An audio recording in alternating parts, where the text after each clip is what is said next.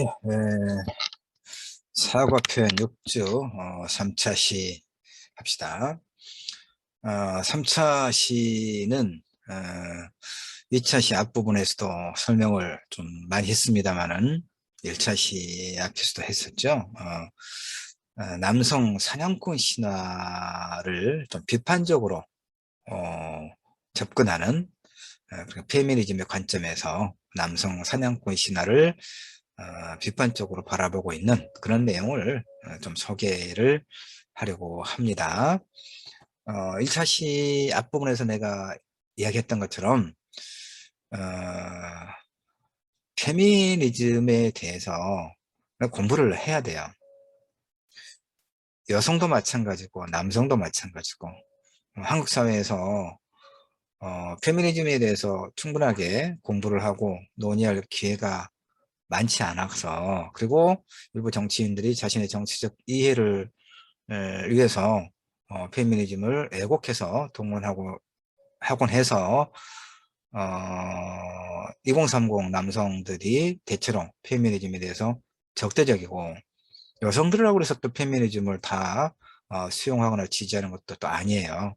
어떤 그 소설가 여자분인데 이름은 기억나지 않습니다만은, 나는 페미니즘에 반대한다 뭐 이렇게 해갖고 한참 또 뭐 반대할 수 있죠. 그런데 내가 이야기하고자 하는 것은 페미니즘이 한국 사회에서 어떤 의미인가, 어떻게 작동되고 있는가를 이해를 해야 돼요. 음.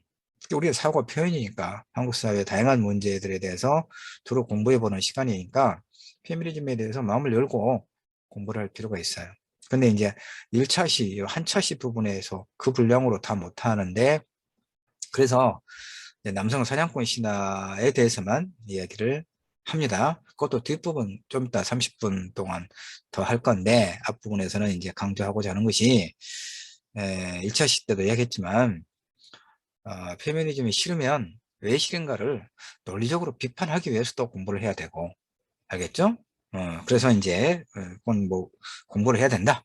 그래야 우리가 지성인이니까 감정적으로 이렇게 그 이야기할 게 아니라 왜 무엇이 옳고 무엇이 그런가를 논리적으로 비판할 수 있어야 돼요. 그러기 위해서도 페미니즘은 공부를 할 필요가 있는데, 이 남성 사냥꾼 신화와 관련해서는 사실은 어, 그 페미니스트의 관점에서 성별, 노동 분업의 사회적 기원 문제를 지금 제기하는 게 남성 사냥꾼 신화다라고 말할 수가 있어요. 자, 그 여성의 생산성이 여성의 생산성이 다른 모든 인류 생산성의 전제 조건이다라고 하는 것이, 여성이 언제나 새로운 남녀를 생산해 낸다는 의미에서만은 아니에요.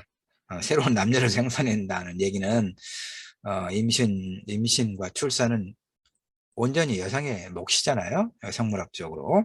그러니까 여성이 채집을 하고 또 나중에 경작을 했는데, 그러니까 그 여성이 채집을 하고 주로 남성이 경작을 했다는 최초의 사회적 노동 분업은 여성 생산성이 발전해야만 일어날 수 있었다고 보는 거예요. 내가 지금 이제 설명하고 있는 내용들은 마리아 미즈라고 하는 여성학자가, 독일 출신의 여성학자가 쓴 가부장제와 자본주의라고 하는 그 책에 갈무리 출판사에서 이제 번역돼서 나왔는데, 최재인 선생이 옮겼군요. 이 책의 내용을 한 부분을 지금 이제 그 정리해서 우리 수업자료를 사용하고 있고 설명하고 있는 겁니다. 자, 다시. 여성의 생산성은 우선 부족 혹은 집단의 구성원들에게 일용할 양식을 제공하면서 생존을 보장할 수 있는 능력으로 구성돼요. 여성은 일용할 양식이 뭡니까?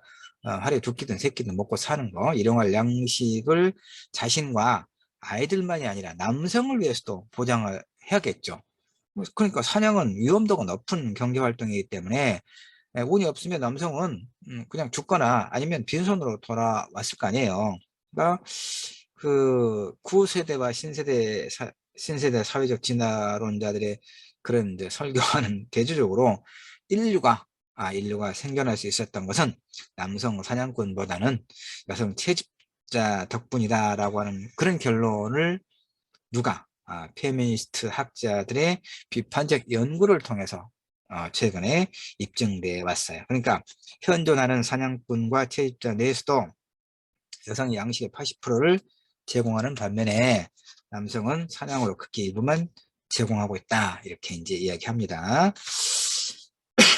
그러니까 사냥은 일반적으로 인정해 왔던 것처럼 우리가 그러니까 뭐그 고석기 시대는 다 사냥을 해서 먹고 살았는가? 그게 아니란 얘기야. 사냥은 매우 예외적인 일이었다 이런 얘기예요. 그 사냥은 경제적 중요성을 띠는 게 결코 아니었어. 일용할 양식의 대부분을 공급해왔던 것은 여성이다 이런 얘기입니다. 그러니까 큰 게임에 나가는 사냥꾼은 사냥에서 나온 것이 아니라 그 큰 게임에 나가는 모든 사냥꾼은 사냥에서 나온 것이 아니라 여성이 구해온 음식을 먹고 사냥터로 향했다라고 이야기해요. 음? 음. 그걸 주장만 하면 안 되죠. 근거를 일단 제시해야 일정한 설득력을 갖겠죠. 그러니까 이제 피셔라고 하는 학자는 특히 온대와 남부 지역에서 지금도 여전히 존재하고 있는 그 채집 수렵자들과 그 안에서 여성이 주된 식량 공급자 역할을 하는 사례들을 이야기하는데 피셔는 우리 조상에게는 사냥보다 식물을 채집하는 것이 더욱 중요했다 이렇게 주장합니다. 그러니까 이제 그 배설물 화석, 똥 화석 이거 이제 코프롤라이트라고 하는데 이 코프롤라이트에 대한 연구를 통해서 똥 화석에 대한 연구를 통해서 피셔는 남부 프랑스 해안에서 20만 년 전에 살았던 사람들은 고기가 아니라 그 똥을 이제 분석을 했을 거 아니에요. 똥에 어떤 재료들이 있는지. 그래서 고기가 아니라 주로 조개, 홍합, 곡물로 연명했다는 것을 밝혀내요. 멕시코에서 나온 그 1만 2천 년 된 코프롤라이트 똥 화석은 이 지역 사람들의 주식이 수수였음을 말해줘요. 그러니까 초기 사회가 남성 사냥꾼의 생산성에 주식을 의존했다면 인류가 생존하지 못했을 것이다. 이것이 이제 상식적으로만이 아니라 이런 몇 가지의 명료한 사례 연구를 통해 분명해요.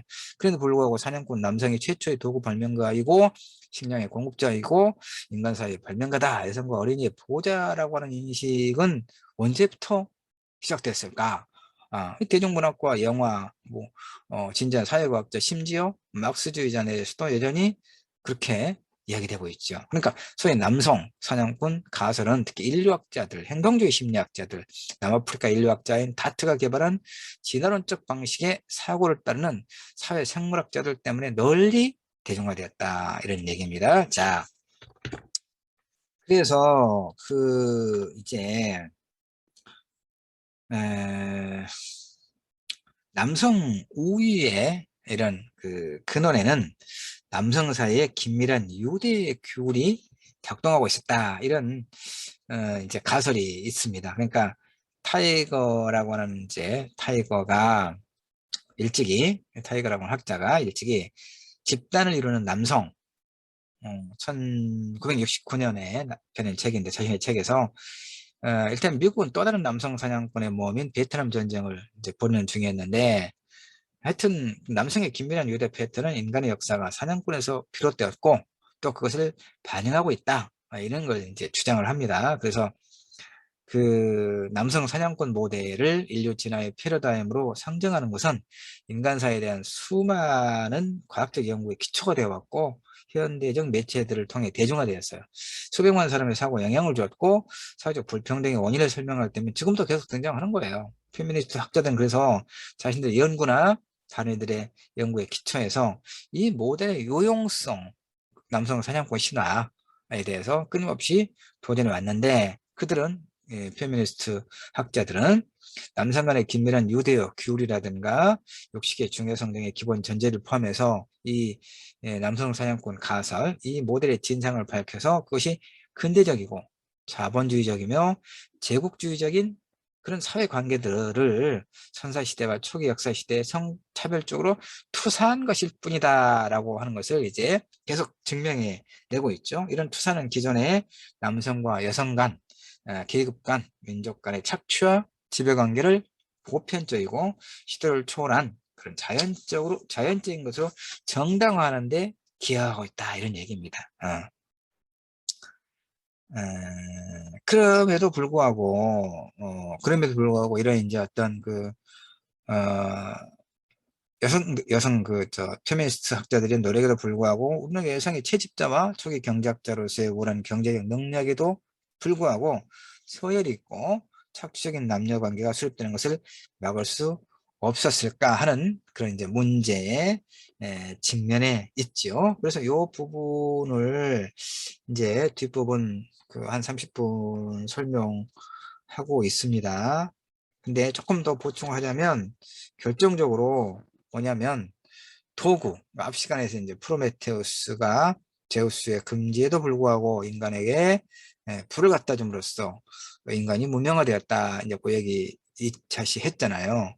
그것과는 좀 다른 측면에서 도구를 봅시다. 도구. 남성 사냥꾼 모델은 사냥을 할 때 뭐가 필요합니까? 어떤 인간보다 덩치가 큰 그런 동물을 사냥하기 위한 효과적인 무기가 필요했겠죠. 무기. 그러니까 이제 인류 최초의 무기들은 뭐였겠어요? 도끼, 돌을 갈고 쪼개는 도구들. 이것은 사실은 양면적인 특징을 갖고 있잖아요. 곡물과 다른 채소를 갈고 부수고 가루를 내고 뿌리를 파내는 데 사용될 수도 있었지만 작은 동물을 죽이는 데 사용될 수도 있잖아요. 그러니까 여성과 남성은 이 도구들을 그 두 가지 목적에 모두 사용했겠죠. 그러나 적절한 무기 또는 발사체, 활과 화살에 이제 이런 무기가 점점 이제 소위 발명됐겠죠. 이것은 동물을 죽이는 것이 사회의 한 부분, 주로 남성의 전문 분야가 되었음을 시사해요. 그러니까 사냥꾼 가설을 고수하는 것은 첫 번째 무기가 남성에 의해 발명되었다는 입장이기도 해요. 이런 주장을 하는 이들은 여성의 발명이 여성이 해온 생계를 위한 생산과 관련되고 있다는 것을 좀 무시하죠. 그러나 첫 번째 발명품은 주로 나뭇잎이나 나무 껍질과 섬유질로 만든 바구니, 나중에는 항아리와 같은 그런 보관 용기였어요. 땅 파는 막대기와 호미는 채집자뿐만 아니라 초기 경제학자에게도 매우 중요한 도구였겠죠. 여성이 자신의 기술을 계속 이렇게 유지한 반면에 일부 남성은 이제 특별한 사냥 도구를 개발해요. 여기서 중요한 것은 뭐냐? 여성의 기술이 말 그대로 진정한 의미에서 계속 생산적이었다는 점이에요. 여성은 새로운 걸 생산하죠. 어? 근데 사냥 기술은 사실 생산적이지 않아요. 그렇죠? 사냥의 적절한 도구는 다른 생산적 활동에 사용될 수 없었어요. 돌도끼는 좀 달았지만 활과 화살과 창은 기본적으로 생산이 아니라 파괴를 위한 수단이었잖아요. 이들은 동물을 죽이는 데만 사용되지 않고 결정적으로 사람을 죽일 수 있다는 사실에 그 중요성이 있었다, 이 말이에요. 이런 사냥 도구의 성격이 이후에 불평등하고 착취적인 사회적 관계들 뿐만이 아니라 남성의 생산성이 더욱 발전하는데 결정적인 역할을 해요. 고기를 제공하는 사냥꾼이 이제 공동체 영양 수준을 높였기 때문에 그런 어떤 발전이 나온 게 아니다, 이런 얘기. 그래서 우리는 사냥의 중요성이 많은 이제 남성 이론가들이 생각했던 것처럼 그 경제적 생산성에서 있는 게 아니라 사냥이 만들어낸 자연에 대한 특별한 대상, 관계에 있다는 결론에 도달하게 되지요. 그게 뭐였습니까? 이를테면 사냥꾼의 주 도구들은 생명을 생산하는 것이 아니라 해치는 것이죠. 그 도구들은 기본적으로 생산 수단이 아니라 파괴적 수단이죠. 통용인간을 강제하는 수단으로도 사용됐겠죠. 그다음에 이걸 통해 사냥꾼들은 동물과 인간 등 살아있는 존재에 대해서 이제 지배력을 갖게 돼요. 그쵸? 이건 그들 고유의 생산력에서 나온 것이 아니죠. 이 채집자처럼 과일과 식물과 동물을 점유할 뿐만 아니라 무기를 이용해서 다른 생산자, 특히 여성도 전유, 온전히 차지하는 걸 말해요. 그래서 무기를 통해 이루어지는 이런 대상과 관계는 기본적으로 뭐예요? 생산적이지 않죠. 뭐예요? 약탈적이고 착취적인 관계가 형성된 거예요. 그래서 사냥꾼은 생명을 전유, 온전히 차지하지만 생명을 생산하지는 못해요. 이게 굉장히 중요한 겁니다. 왜 초기에 채집 경제를 통해서 우월한 그 어떤 경제적 지위를 가졌던 여성이 그 이후에 이 가부장 남성에 종속되다시피 한 그런 권력 관계를 오랫동안 유지하는 것을 막아내지 못했느냐와 관련해서 이 사냥꾼의 그러니까 도구의 발명과 도구의 사용이라고 하는 이런 점이 오늘 이제 이 3차 시, 6조 3차 시 남성 사냥꾼 신화 비판에 있어서 어떤 전제적인 그 지식이 된다 이런 얘기죠. 그러니까 사냥꾼은 생명을 전유하지만 생명을 생산하지는 못한다 이런 얘기예요. 이런 적대적이며 상호작용이 안 되는 관계죠. 생산과 전유의 착취적인 관계는 모두 강압수단인 무기에 의해 지탱되는 거죠. 무기. 예. 무기를 통해 중개되는 자연에 대한 대상과 관계는 협력이 아니라 지배관계를 이루어요. 이런 지배관계는 남성이 세운 모든 생산관계의 일부가 되죠. 이것이 그들 생산성의 주된 패러다임이 되는 거예요. 자연에 대한 지배와 통제가 없다면 남성은 자신의 생산적인 존재를 인식하지는 못했지 않겠는가라고 이렇게 이야기합니다. 어쨌든 무기를 통해 사냥꾼은 동물을 사냥할 뿐만 아니라 다른 자급적 생산자의 공동체도 정복하고, 그러니까 인류 역사가 이제 음식 공동체 사회에서 점점 이렇게 이제 그 어떤 영역이 커지죠. 무엇으로 인해서 월등한 무기를 가지고 이웃 그 부족을 침략하고 정복함으로써 영역이 확대됐잖아요. 그러니까 이렇게 그게 그 핵심적인 것은 뭐였습니까? 월등한 무기. 그러니까 석기 시대에서 청동기를 무기로 가진 그런 부족들. 그 다음에는 철기를 무기로 가진 부족들. 이렇게. 그렇죠? 네. 음, 일본 제국주의자들의 조선 침략에 동학농민 전쟁만 하더라도 농민들은 그야말로 열악한 무기를 가지고 있었잖아요. 그렇죠? 일본은 근대식으로 무장한 그런 그 훈련된 이제 군인과 그다음에 총과 화약이라고 하는 월등한 무기를 가지고 있었죠. 무기예요. 다른 거 아니에요. 동학농민 혁명에 나섰던 그 농민들의 어떤 애국심 내지는 자신의 그 영토를 지키고자 하는 그런 열의는 일본 제국주의자들보다 더 강했겠죠. 그런데 월등한 무기 앞에서 무너진 거죠. 그런 거예요. 어. 그래서 무기를 통해 사냥꾼은 동물을 사냥할 뿐만 아니라 다른 자급적 생산자의 공동체도 정복하고 무장하지 않은 어린이나 여성 노동자들을 납치해서 그들을 또 전유하는 거죠. 온전히 차지했다 이 말이에요. 그래서 첫 번째 형태의 사유재산은 사실은 가축이나 식량이 아니라 이렇게 소위 이제 약탈을 통해서 그런 약탈, 뭐 전쟁이라고 해야 되겠죠? 그걸 통해서 납치된 여성 노예다라고 주장할 수가 있는 겁니다. 그래서 여기서 중요한 것은 이제 결과적으로 마무리를 할게요. 중요한 것은 남성과 자연, 남성과 남성, 남성과 여성 사이에 착취적인 지배 관계가 생겨난 것은 지금까지 얘기했던 것처럼 사냥 기술 같은 것 때문이 아니다. 이걸 좀 분명히 알 필요가 있어요. 사실은 기존의 사냥 사회들에 대한 최근의 연구들은 사냥꾼이 사냥의 대상이 되는 동물과 공격적인 관계를 갖지 않는다는 점을 보여줘요. 예를 들어서 피그미인들은 전쟁, 분란, 속임수 같은 것을 모르는 그렇게 평화로운 사람들처럼 보이거든요.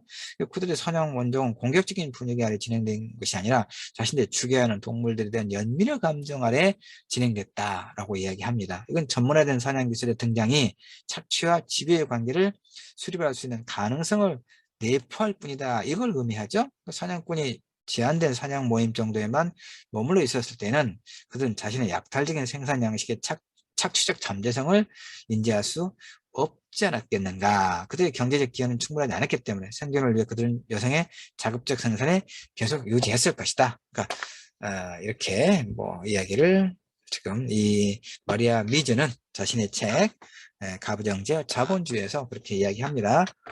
시간이 많지 않아서 지금 한 20분 다 설명을 했기 때문에 일단 뭐 우리가 한꺼번에 많은 것을 다 공부할 수는 없는 것이어서 뒷부분에 또 30분 동안 차분하게 내가 제시하는 자료를 보면서 이 페미니즘의 관점에서 그 남성 사냥꾼이라고 하는 그러니까 남성이 사냥을 해서 가족을 공동체를 먹여 살렸다는 그것으로부터 남성 중심의 가부장적 질서가 형성되고 유지되어 왔다는 그런 어떤 이제 관념에 대해서 비판적으로 여성학자들이 페미니즘에서 이제 보고 있는 그런 내용들을 뒷부분 30분의 수업을 통해서 조금 또 공부를 해 보도록 하죠. 예.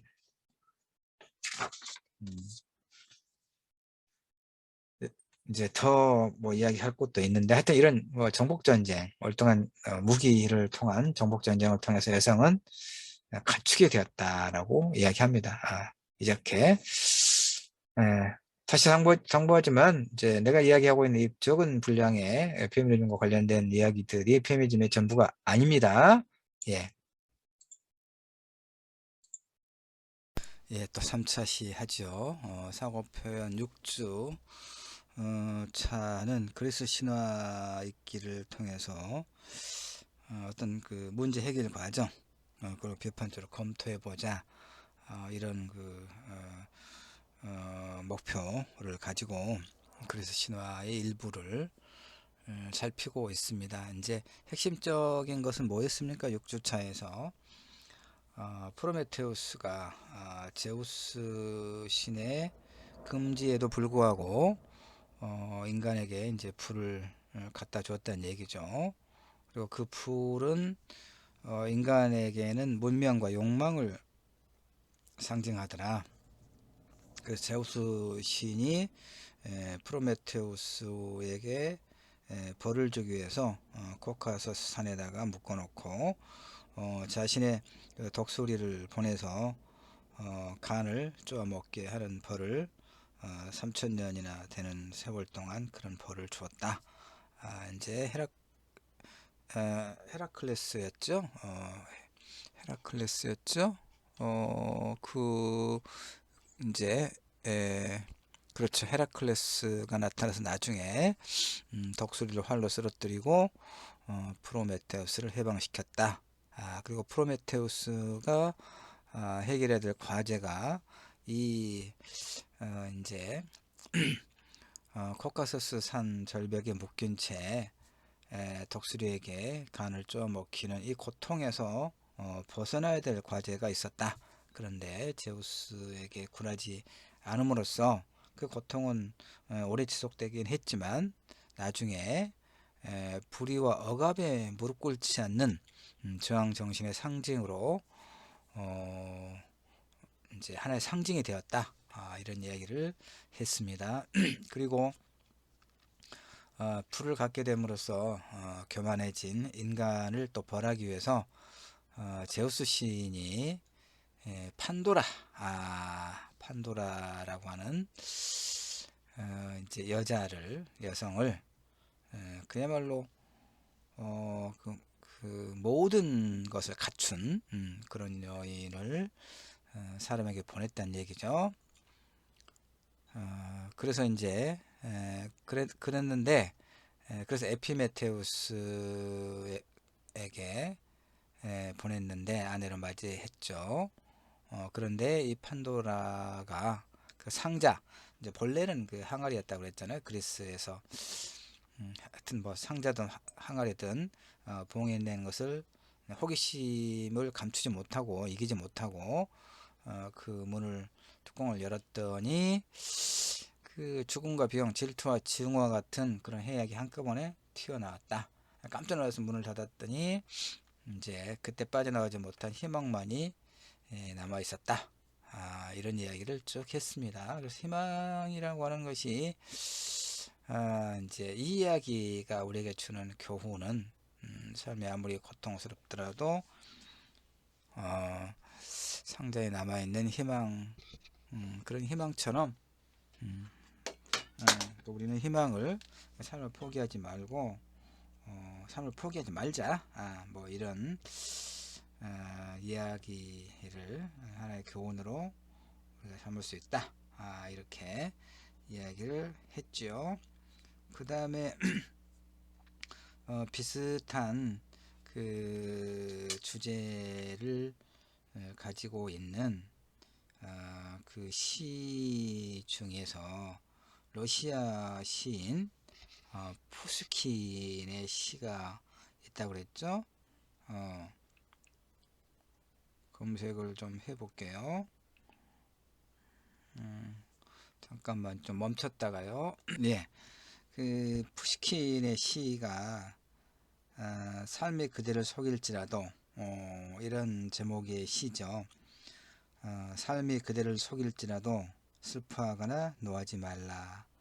우울한 날들을 견디면 믿으라 기쁨의 날이 오리니 마음은 미래에 사는 것, 현재는 슬픈 것, 모든 것은 순간적인 것, 지나가는 것이니 그리고 지나가는 것은 훗날 소중하게 되리니 뭐 이런 그 뭐 내용의 시죠. 그러니까 우리가 지금 이 판도라의 상자에 남아있던 이 희망과 희망을 잃지 말고 포기하지 마라 라고 하는 어떤 주제의식과 매우 맞닿아 있는 시를 살펴봤습니다. 자, 그 다음에 이제 여성에 대한 하나의 그 기존의 통념에 어떤 문제가 있는가 보면 인간을 벌하기 위해서 여성을 창조했다는 그런 이야기. 그 다음에 성서의 최초 여성 이브도 아담을 유혹해서 원죄를 범했다는 이야기 등을 보면 여성에 대한 가부장적 시선, 이데올로기를 좀 확인할 수 있는 그런 측면이 있죠. 그러니까 그 페미니즘에서 보면 페미니즘의 관점에서 본다면 왜 하필 여성에게 이런 부정적인 이미지를 더 씌웠는가라고 그것은 신이든 또 인간이든 남성 중심의 그런 가부장적 이데올로기로 인한 것이다. 뭐 이렇게 이야기도 합니다. 나중에 우리 사고 표현 수업에서 이 문제 페미니즘에 관련된 이야기를 한두 차례 할 기회가 있을 겁니다. 그 다음에 이제 그 판도라 그림을 그 이렇게 좀 좀 축소하다 보니까 좀 이상하게 보이는데 예. 이제 그 아까 페미니즘과 관련해서 이야기를 했으니까 그 부분 좀 보죠. 이제 남성 사냥꾼 신화라고 하는 게 있어요. 그러니까 그 이제 인류가 그 삶을 시작할 때 우리가 이제 그 석기 시대부터 시작하죠. 석기 시대에서 청동기 시대로 철기 시대로 이렇게 넘어가잖아요. 석기 시대는 이제 구석기와 신석기가 있고 그 신석기에서 청동기로 넘어가는 그 시점에서 이제 정착 생활을 하고 농사와 목축을 하고 그랬잖아요. 근데 그 이전 시대에는 그러니까 주로 구석기 시대를 말하죠. 뭐 신석기 시대까지 포함해서 그럼 어떻게 살았느냐? 이제 뭐 강가라든가 이런 데서 어로 고개를 잡고 그다음에 이제 그러니까 이동을 했죠. 이동을 하고 또 문막을 짓고 그리고 또 뭐 사냥을 하고 이렇게 살았다는 얘기잖아요. 그럼 사냥은 누가 했느냐? 남성이 했겠죠. 왜냐하면 물리적으로 여성보다는 남성이 좀 힘이 더 있으니까 어떤 여성은 남성보다 더 힘이 있을 수 있지만 일반적으로 그래서 이제 남성 사냥꾼 신화가 그 생긴 거예요. 남성이 사냥을 해서 여성을 비롯한 일가 친척을 그러니까 일족을 가족을 먹여 살렸다. 그로부터 남성 중심적인 이런 어떤 무의식 그 다음에 제도 가부장제 이데올로기를 말하는 거죠. 이렇게 이어져 왔다. 그런데 이제 페미니즘의 관점에서 그건 틀렸다 라고 이야기하는 게 바로 이제 요거 지금 우리 3차 시에서 한번 살펴볼 이야기입니다. 여성의 생산성은 우선 부족 혹은 집단의 구성원에게 일용할 양식을 제공하면서 생존을 보장할 수 있는 능력. 그러니까 이게 이제 여성의 생산성이라는 얘기죠. 이를테면 여성이 여성이 소위 쓸모, 여성의 쓸모가 어디에 있느냐라고 봤을 때 그 이제 구성원들에게 양식을 제공하면서 그 생존을 보장할 수 있는, 그러니까 일용할 양식을 자신과 아이들만이 아니라 남성을 위해서도 보장해야 했다, 이렇게 이야기합니다. 무슨 얘기냐면 우리가 아까 사냥 이야기했잖아요. 근데 사냥은 굉장히 위험도가 높은 경제활동이죠. 그렇죠. 그 구석기 시대에 그 소위 짱돌밖에 없었잖아요. 어? 어. 그랬을 때 그 이제 인간들보다 훨씬 더 몸집이 큰 그런 동물들을 어떻게 사냥을 하겠어요? 사냥을 하다가 죽거나 몸을 상하는 일이 굉장히 많았겠죠. 그래서 사냥을 포기하고 빈손으로 돌아오기도 했겠죠. 그러니까 일상적으로 남성이 사냥을 해서 가족을 먹여 살린 게 아니에요. 사냥은 예외적인 활동이었다, 이렇게 이야기를 해요. 즉 인류가 생존할 수 있었던 것은 이런 그 남성 사냥꾼보다 여성 채집자 덕분이다. 이렇게 이제 그 페미니즘 진영에서 오랫동안 이제 실제로 연구하고 어떤 증거를 이제 그 제출해요. 어떤 거냐면 채집을 통해서 58%, 사냥으로 25%, 나머지는 채집과 사냥의 통합된 활동, 뭐 이런 보고들. 예. 특히 이제 호주의 티위 여성은 어떤 이제 부족을 말하는 거죠. 여기는 여성이 사냥과 채집을 모두 하는데 음식의 50%는 채집, 30%는 사냥, 20%는 낚시를 통해서 구하더라, 이런 얘기입니다. 그러니까 아까도 얘기했지만 사냥은 일반적으로 우리가 알고 있었던 것처럼 경제적 중요성을 띠는 게 아니었다는 얘기죠. 일용할 식량의 대부분은 여성이 공급했다, 이런 얘기입니다. 그 다음에 큰 이제 게임, 이를테면 그 사냥 이제 사냥을 몰이를 하러 나가겠죠.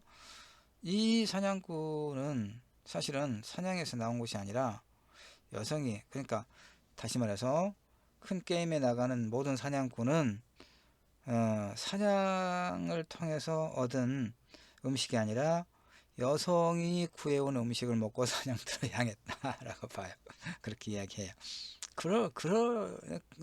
공감이 돼요. 나 충분히 이해가 돼요. 여성이 남성에게 몸을 떠나는데 필요한 음식을 제공해 주기를 만약에 거부하면 남성은 집에 머물러 했다, 이렇게 이야기합니다. 피셔라고 하는 학자는 우리 조상에게는 사냥보다 식물을 채집하는 것이 훨씬 중요했다, 이렇게 주장하는데 주장만 해서는 설득력이 없죠. 그러니까 증거와 뭔가 어떤 근거를 제시하는 거죠. 어떻게 코프롤라이트, 그러니까 똥 화석, 똥. 그래서 이렇게 폐설물 화석에 대한 연구를 통해서 이 피셔는 남부 프랑스 해안에서 20만 년 전에 살았던 사람들의, 그러니까 그 똥 화석을 분석을 한 거예요. 성분을 분석했더니 고기가 아니라 주로 조개, 홍합, 곡물이 그 똥의 주된 그 구성 요소였다, 이걸 밝혀내요. 멕시코에서 나온 1만 2천 년 된 코브롤라이트가 뭐라고요? 똥화석. 똥이 굳어져서 화석이 된 거. 이 지역 사람들의 주식이 수수였다. 이렇게 이런 것들이 이제 밝혀져요. 그럼에도 불구하고 사냥꾼, 다시 말해서 남성이 최초의 도구 발명가고 식량의 공급자다. 그리고 인간 사회의 발명가고 여성과 어린이의 보호자, 이걸 사냥꾼 신화라고 이야기하거든요. 이 인식이 대중문학과 영화에서만이 아니라 진지한 사회과학자, 심지어는 막스주의자 안에서도 여전히 지속되고 있어요. 남성 이 가부장 중심의 그런 어떤 그 질서를 옹호하는 게. 그래서 이 남성 사냥꾼 가설은 특히 인류학자들, 행동주의 심리학자들, 남아프리카의 인류학자인 다트가 개발한 이런 진화론적 방식의 사고를 따르는 사회생물학자들로 인해서 널리 대중화된 거예요. 다트는 초기 인류가 자기 종족 중에서 살해된 이들의 뼈를 갖고 최초의 도구를 만들었다, 이렇게 또 주장해요. 이 남아프리카의 인류학자인 다트가. 이 가설을 따라서 로렌츠를 비롯한 일군의 학자들은 사냥이 인류 발전의 동력이었다. 남녀 사이에 현존하는 이런 지배관계는 석기시대 사냥꾼의 생물학적 기반에서 연유한 것이다. 남성이 이제 그 힘이, 물리적 힘이 여성과 비교해서 더 이제 월등했고, 그래서 이런 그 사냥을 하는데 훨씬 적합한 그런 그 어떤 상태였다. 그러니까 남성은 그래서 생계 부양자고, 약자와 종속적인 여성의 보호자고, 사회 기술자다. 규범과 서열적인 체제의 발명가다라고 보는 거예요. 이 규범과 체제의 유일한 목적은 뭐냐? 결국 여성의 섹슈얼리티를 통제하기 위한 투쟁에서 생물학적으로 프로그램된 남성의 공격성을 억제하는 것이다. 그러니까 이를테면 이 남성 그 가부장 제도가 추구했던 것은, 그러니까 여성을 통해서 이제 후손을 종족이 이렇게 그 번성하도록 하는 역할은, 이를테면 역할이라기보다는 여성만이 이제 아이를 출산할 수 있으니까. 그런데 그래서 원시 시대에는 그런 게 굉장히 이제 중요했죠. 그래서 근데 이를테면 여성이, 아내가 다른 남성들과 동침을 해서 다른 아이들을 낳게 된다면 이제 굉장히 좀 문제가 발생하겠죠. 바로 그런, 그러니까 여성 섹슈얼리티의 통제, 이것이 남성 중심의 가부장제가 요구했던 또는 뭐 추구했던 매우 중요한 목표였다, 이런 얘기입니다. 또 그것이 가능했던 것이 우리가 앞에 살펴봤던 남성 사냥꾼 신화다, 이런 얘기죠.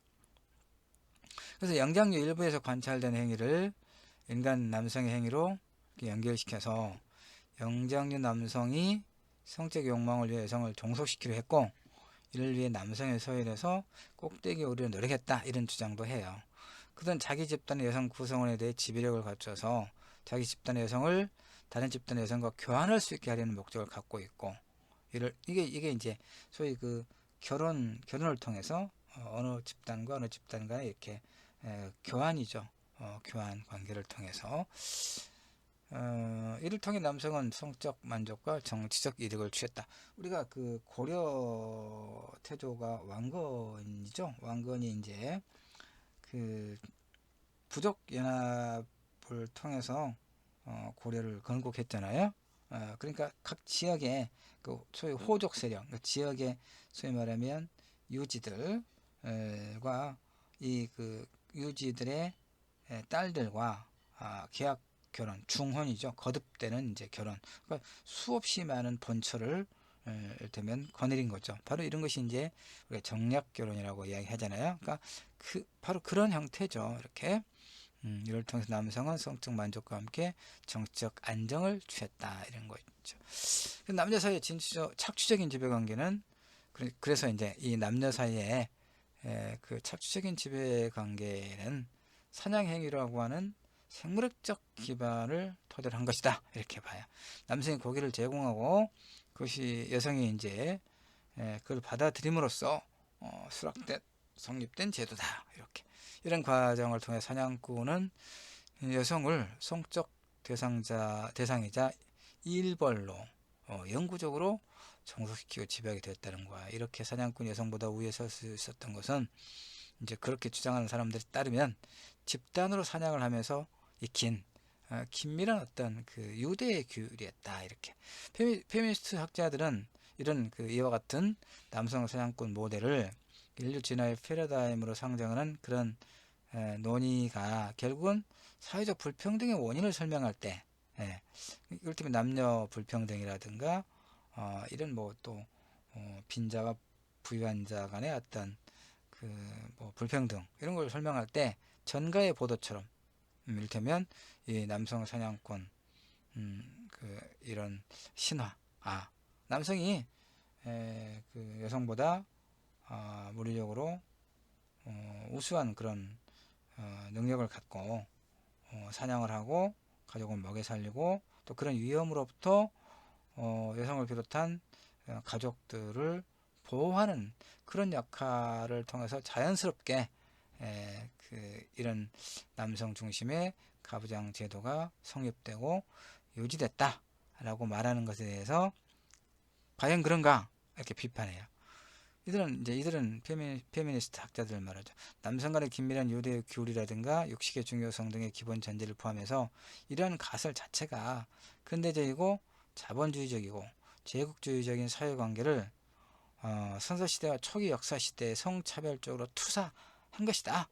이렇게 주장을 합니다. 이런 투사는 기존의 남성과 여성 간 또 계급 간 민족 간의 착취와 지배관계를 굉장히 보편적이고 시대를 초월한 자연적인 것으로 정당화하고 있다라고 비판적으로 보죠. 문제는 왜 여성이 채집자와 초기 경작자로서 우월한 경제적 능력에도 불구하고 서열이 있고 착취적인 남녀관계가 수립되는가? 그걸 왜 막을 수 없었는가? 이런 질문을 할 수가 있죠. 그러면 이제 그 질문에 대한 나름의 답을 찾아봅시다.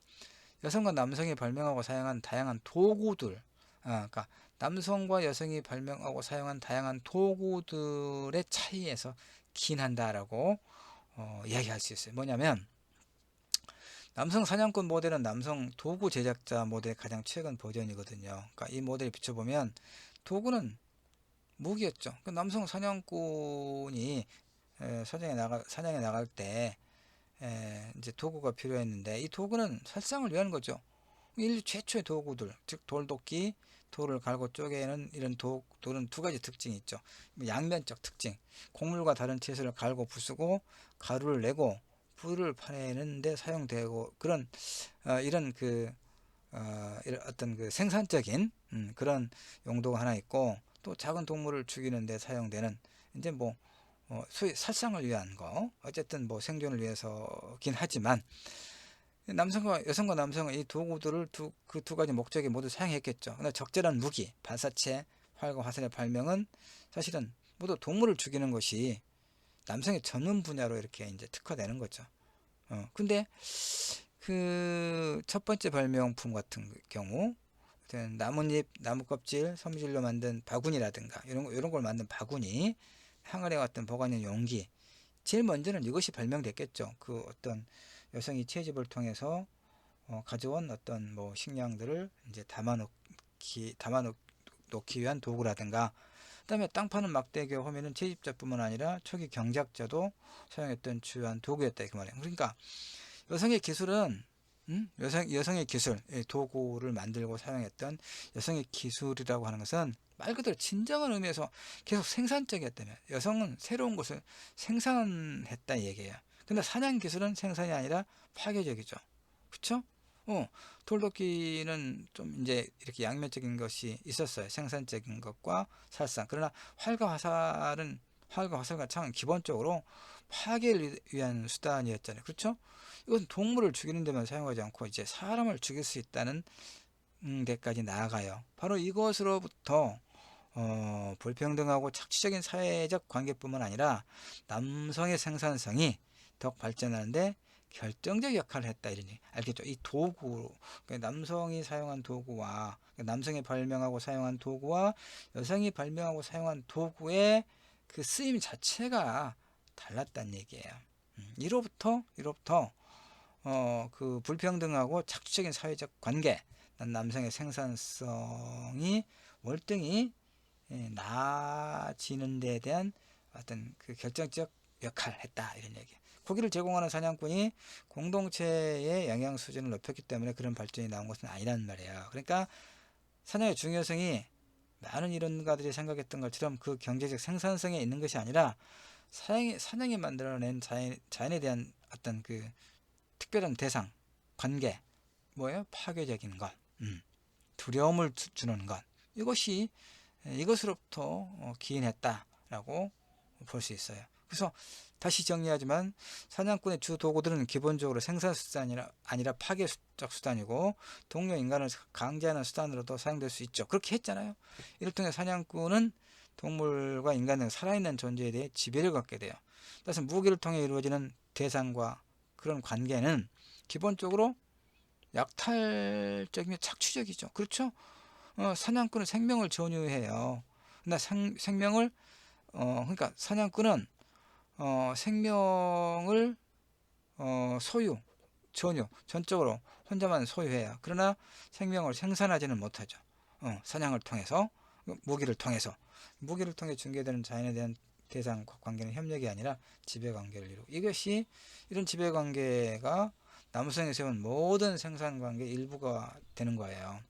자연에 대한 지배와 통제가 없다면 남성은 자신을 생산적인 존재로 인식하지 못하겠죠. 무기를 통해 사냥꾼은 동물을 사냥할 뿐만 아니라 다른 자급적 생산자의 공동체도 정복하고, 무장하지 않은 어린이나 여성 노동자를 납치해서 그들을 전유할 수도 있고, 이렇게 되는 거예요. 그러니까 노예, 정복 전쟁을 통해서, 그게 무기를 통해서 가능하겠죠. 압도적인 무기의 발명과 사용으로부터. 그래서 피셔는 남녀 사이의 지배관계는 남성이 자신의 재생산 능력을 발견해야만 수립될 수 있다, 이렇게 이야기합니다. 그러니까 새로운 생산 양식으로 동물을 길들이는 것과 함께, 그러니까 목축민은 황소 한 마리가 여러 마리의 암소를 임신시킬 수 있다는 것을 발견하고, 이런 약한 동물들을 거세하고 없애는 것으로 이렇게 이제, 그러니까 생산성을 증식하기 위한 그런 이제 방식으로 나아갔다, 이런 얘기죠. 유력한 황소 한 마리가 남아서 유목민이 생각하기에 암소를 임신시키기 가장 적절한 기간에 또 이용됐겠죠.